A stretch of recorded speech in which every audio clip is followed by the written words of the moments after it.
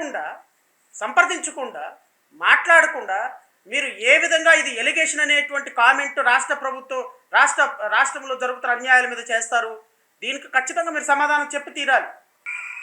అలాగే చెప్తున్నా, ఏదైనా మాట్లాడితే అధికారులు కూడా భయపడుతున్నారు. ఎందుకు భయపడుతున్నారంటే చెవుల్లో చెప్తారు, అదే సార్ వాళ్ళ వెనక చాలా మంది రౌడీలు ఉంటారండి, కిరాయి హంతకులు ఉంటారంటే, మీకు కరెక్ట్ గా యోగి ఆదిత్యనాథ్ లాంటి ట్రీట్మెంట్ కనుక ఒక్కొక్కడికి ఇస్తే,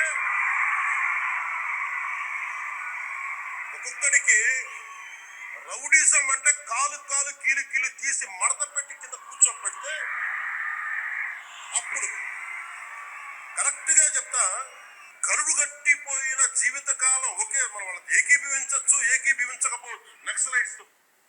ఈ భాష ఒక గౌరవ ఉప ముఖ్యమంత్రి హోదాలో పర్మిసిబుల్లా కాదా అని మీడియా సోదరులే డిసైడ్ చేసుకోవాలి.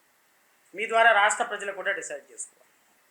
అక్కడ కూర్చున్నటువంటి ఒక 10,000 మంది 20,000 మంది క్రౌడు మాత్రమే కాదు, ఒక ఉప ముఖ్యమంత్రి గారి స్పీచ్ రాష్ట్ర వ్యాప్తంగా కొన్ని కోట్ల మంది ప్రపంచవ్యాప్తంగా చూస్తారు అన్నటువంటి సోయ ఈ మనిషికి ఉందో లేదో నాకు అర్థం కాదు.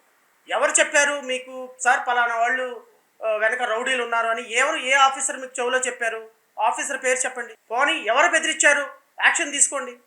ఏ వైఎస్ఆర్సీపీ ఎమ్మెల్యే చెప్పాడు? మాజీ ఎమ్మెల్యే చెప్పాడు? ఎవరు చెప్పారు? ఏ ఎంపీ చెప్పాడు?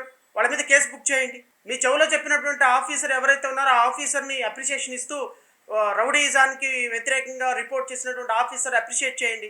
రాష్ట్రంలో ఉన్న ఆఫీసర్లందరికీ కాన్ఫిడెన్స్ ఇన్స్టాల్ చేయండి.